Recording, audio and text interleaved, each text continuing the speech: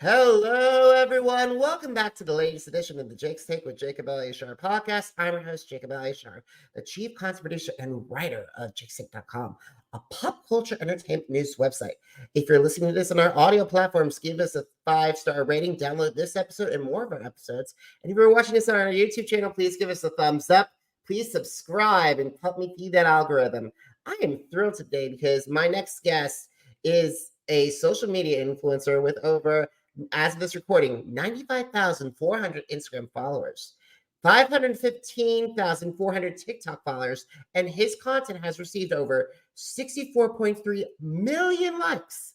And not to mention 64.3 million likes. I'm going to repeat that again. So, and was also crowned Influencer of the Year by Philadelphia Magazine. So please help me welcome Bran Flakezz to the podcast. Thank you so much for that intro. Bran, thank you so much for taking time in your schedule to talk with me today. I really appreciate it. Of course. So, Bran, let's get started. When you get interested in performing, and how did that passion involve and desire to pursue a career in comedy? Yeah, I downloaded TikTok about 2.5 years ago. And when I saw what other people were posting, I thought everyone was really creative and really funny. And I thought that I had a lot of ideas that I could create videos out of.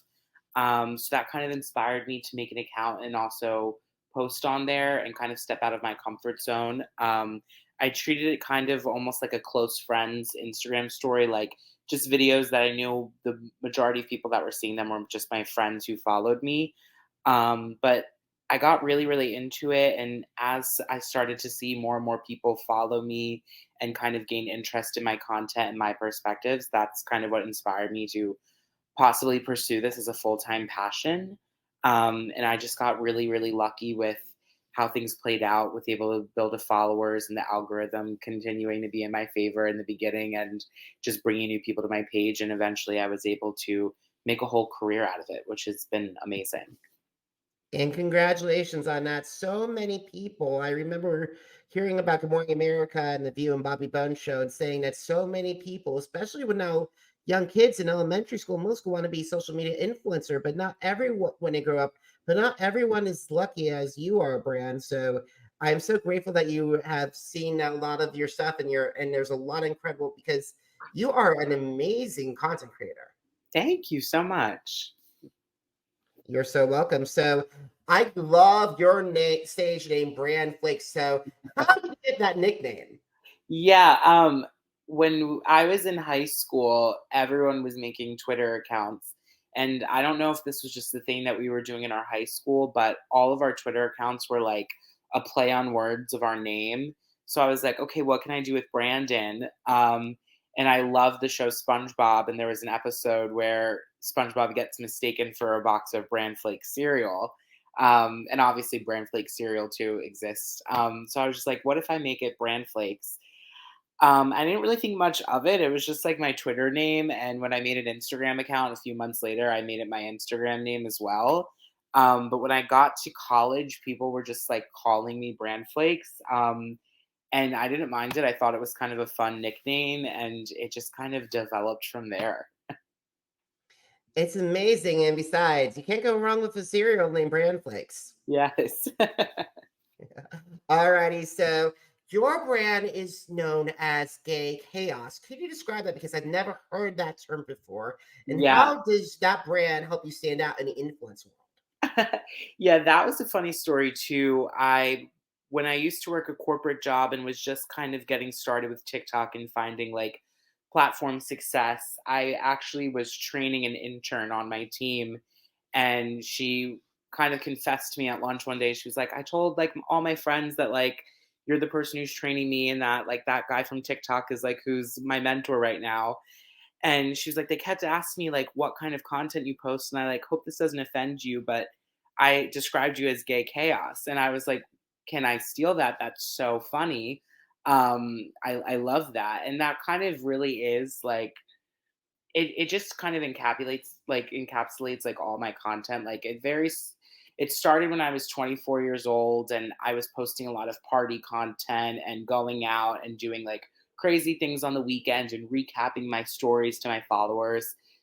since then, like, the chaos has kind of transpired into, like, other things.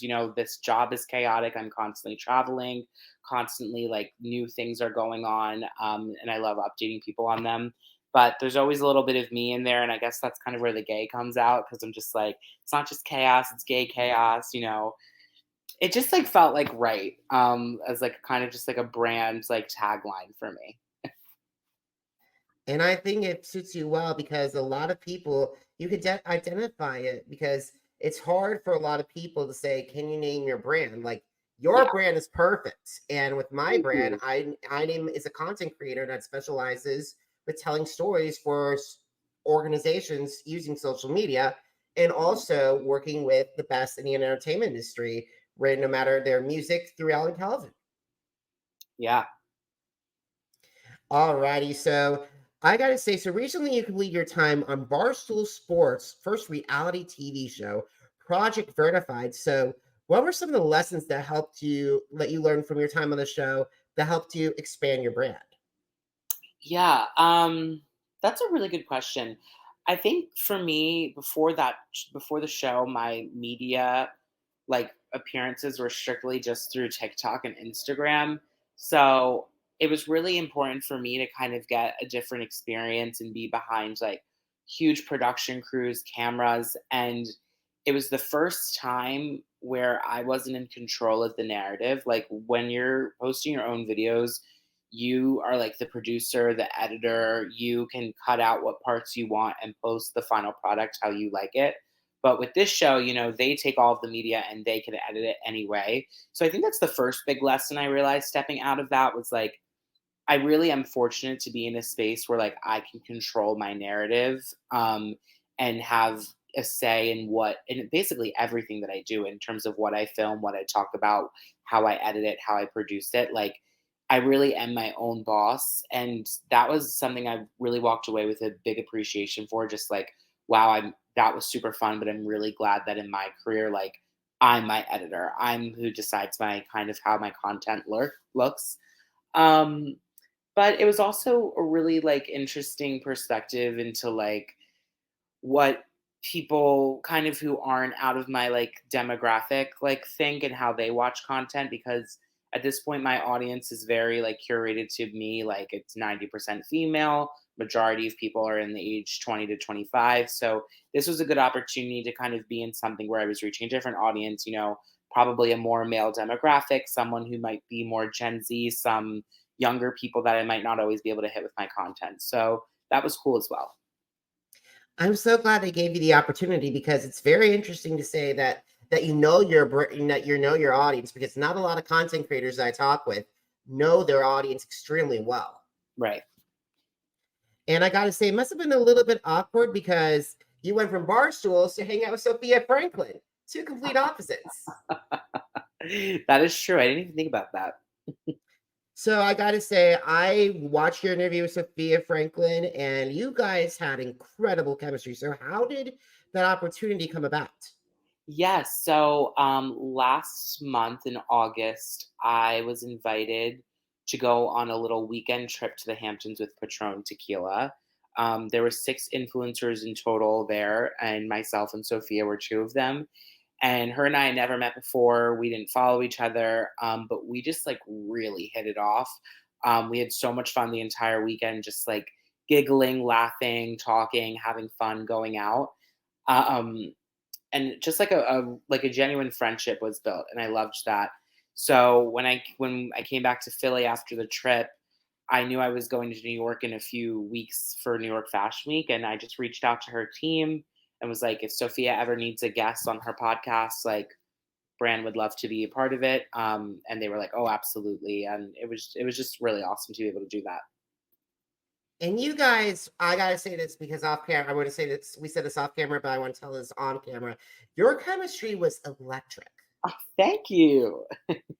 Yeah, I think that's really why I wanted to do it because I've done a lot of appearances on podcasts that are very seriously toned and, kind of more structured interviews, which are really amazing. But with her, I was like, listen, this doesn't need to be like a scripted list of questions you ask me. Like, I think we have really funny one-on-one chemistry, and I want the audience to kind of see that, and like let's just riff off each other and just, kind of shoot it to each other. And I really, really liked that it was kind of a funny podcast that was like more lighthearted and just like I think more relatable to the audience. And it definitely related to me as well because after I saw you, I'm like, I want to have you on my as a guest. Oh my gosh. Well, thank you. I'm glad we could do this. I'm so glad too because you are amazing, and not to mention the fact that you are. I'm so impressed with all the stuff that you did with social media, and I am in awe of, like I said earlier in your introduction, 95,400 Instagram followers and 515,400 TikTok followers is no laughing matter. It is very incredible, Brandon. In the span of 2 years, that is absolutely amazing, and I am in awe of you with that. So what were some of the strategies that you and your team used to build your presence? Yeah. Um, in the beginning, it was just all about being consistent and showing up every single day and posting, which was really no easy feat because I was working my own 9 to 5. And then I would get home and try to figure out, okay, what kind of content can I film and post this week? But it was really important to me because if I posted every single day and only 10 new people were seeing my videos, well, 7 days a week, that's 70 new people who are seeing my account versus if I post once a week, then I'm only getting 10 new people. So I kind of thought of it from a numbers perspective and was like, the more and more I post, the more and more I have the opportunity for new people to see my content and hopefully follow along. And I think that really worked. It also was just like not giving up because I think a lot of people are like, oh, overnight success stories. That was not the case at all. I started posting in January, and for 6 months, like I had basically amounted to nothing. It wasn't until like June that I started to build a few thousand followers, and I hit like 10,000 right at the beginning of July 2021. And then by the end of that summer is when I had like 90,000. So in the beginning, there was like 6 months where it was just trial and error. So having a lot of patience and like seeing what people weren't engaging with versus seeing what people were engaging with was kind of what helped me shape the content that I wanted to make going forward. And did you also pick out like with editing styles? Because for me, it's just right as of right now, it's just either a lifting video of me hitting a PR at my CrossFit gym or just self promotion. So do you do like how to do like quick changes or stuff? Because that could take a while. Yeah, so my videos are really low lift, and I think the goal of my channel is like to always for the audience just to feel like they're on FaceTime with me and just like talking to me. I pretty much always use the front facing camera. Sometimes I use a green screen, always with my signature pink text. And that's really it. I don't really have anything that requires like super fancy equipment or really highly processed edited videos. Sometimes when I do brand partnerships, I try to make them more pristine and polished. But most of my followers at this point, they just like the gritty content that just feels like very authentic and like honestly, like it didn't take 5 hours to film. Like it truly did take 30 seconds for me to just explain something and post it. I think it just feels more fresh and raw. My channel's kind of like a stream of consciousness. Like if I have a thought, I try to just say it online. If I don't in that moment have my phone or I can't record, I write it down and try to film about it later. And that's incredible. And now hashtags could be a blessing and a curse, and same with adding people as well. So, what is the limit for you when it comes to those? Because I've been using those and I've had some semi success using them. For hashtags, I started using between 3 and 6. And then recently, since TikTok got so like SEO based, like search engine based, I try to make sure that the hashtags are like relatable to that specific video. So like I'll always use like if I'm talking about like dating, I'll do hashtag dating, hashtag relationships, like I'll try to make it so that if people are searching about certain topics, my video that's discussing that topic will come up. So I think that is helpful. Um, I used to when I first started always use like when TikTok was kind of in its beginning form, they would have like trending hashtags and stuff like that. I think they've since kind of fell off on that, which I think is for the best. But yeah, I try to keep like 2 to 3 hashtags for each video and make sure that they're relevant to the actual context of the video. Absolutely, Bran. Absolutely. And also, I got to say, now, is it different posting the same? Do you post the same videos for Instagram or TikTok, or they're two completely different machine animals? No, I pretty much repost content from TikTok that like really went viral and did well. I'll repost that to Instagram Reels. Um, Sometimes I'll do platform specific for Instagram. Like I notice if I want to do like a little bit more of a polished video, maybe like a quick change video and fashion content, that performs better on Instagram than it does on TikTok for me. I think with TikTok, they really just like want to see me talking, whereas Instagram sometimes could be a little bit more curated and aesthetically pleasing. Awesome, because I have a trip. I just went to this. Going to be going to California. Is it there? Like, how often do you say I'm not sharing this with the public? To let's post this on TikTok or like post on social, because there's a fine line Not between often keeping the enough. reality and your what? I said not often enough. That is the hardest part is like finding that like boundary of like this is my personal life and it's going to stay personal versus I created a career out of sharing personal details that I want to share this. So there's definitely times where I feel like I probably could share less and maybe that would improve some situations in my life. I learned that the hard way when I was first starting off and dating, and I was sharing definitely too much. And the people I was dating were like, "Whoa, whoa, whoa! Why are you making videos about me?" Um, that was a learning curve. But there are certain things that, like, I don't want to say there's anything that I'll never post about, but there's definitely certain things that I don't post about like super, super frequently. Like, I don't really post a lot of videos with my family. Like, they're doing their own thing. They don't need to be exposed. Obviously, if they ever wanted to film a video, I'd be like, sure, we can post something. But I try to keep my friends, my boyfriend, and my family off social media, off my platform, unless I like want to film a video with them and they're totally cool with it too. I just know how like evil online can be and like how mean people can be, and it's one thing for me to see comments about myself. You know, in some ways I did choose this career and I expected that, but I don't need my friends getting people like being rude to them or people being weird. I totally agree with you on that, because it's a very, like you said, it's an extremely fine line. Like, I only use like if there's something like if it's a family stuff, like with my family, I just post a photo, and that's basically or that's basically it. Like if they feel like it, it's up to them. Because the thing Right. is, they gotta have consent, because it's just otherwise you're going to be letting so many people in that you don't have anything to yourself. Yes, it's definitely a fine line. I think every creator and influencer has been like trying to navigate that. Um, because it's hard when you want to share really exciting things and personal moments, but you need to know when to keep some things for yourself.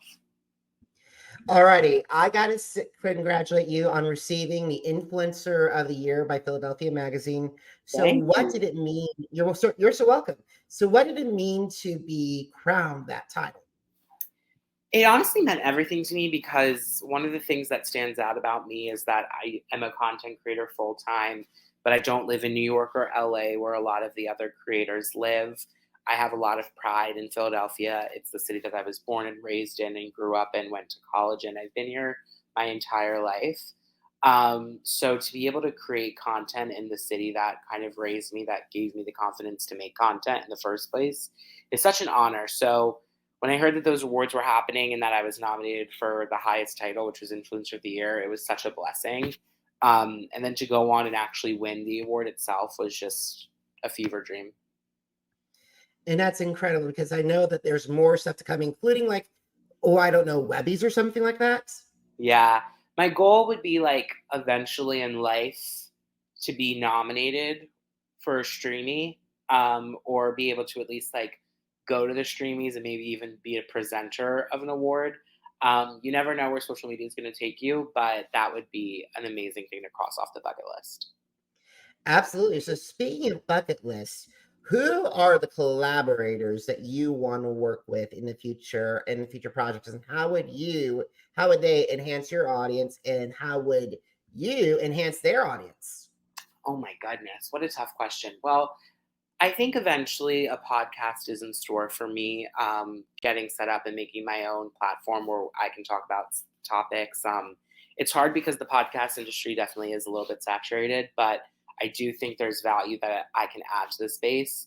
And I would love to hopefully have guests on and first invite the people who have had me on, the Sophia Franklins, who have given me a chance to speak. I would love for them to come on to a platform that I've created. But there's no one like totally specific that comes into mind. I really love working with any creator at any size and just like bouncing ideas off of each other and filming videos together. I think it's really exciting, especially when your followers follow both of you guys and they can get really excited to see like a little crossover. Um, but I would say right now, I think I'm looking for people who are in maybe a little bit different fields, like editors, people who are professional videographers.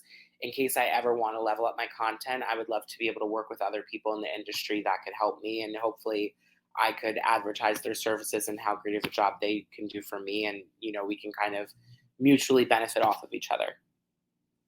Absolutely, absolutely, because this industry is extremely tough, especially Yeah. with that. And speaking of that question, that brings me to our second to last question.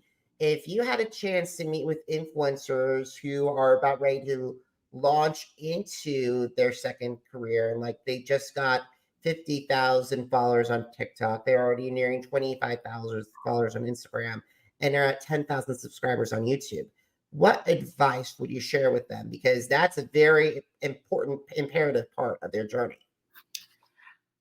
Enjoy the ride, and don't be afraid to take risks in the beginning. I think when I was first starting off and I was seeing like initial success, like there was so much hopefulness for me. I was like, the world is my oyster. I can continue to grow in this direction. I can pivot in this direction. There's so much endless possibilities. And I think unfortunately one of the only cons to getting bigger and bigger as a creator is people try to pigeonhole you and they're like, okay, you're this guy now. In the beginning, enjoy that honeymoon phase where you're kind of just falling in love with whatever it is that you're sharing that's sticking to your audience. And don't be scared to make a big leap like I did, which was quitting my full-time job and, saying in this moment, this could be the only moment of my life where I have this audience that's really passionate about me. I'm going to seize the opportunity and go forward and really try to continue to build something out of this. And, don't be scared. I think if you're at that point in life where you have 50,000 followers and 10,000 subscribers, you're doing something right and something of value that people really want to continue to watch grow.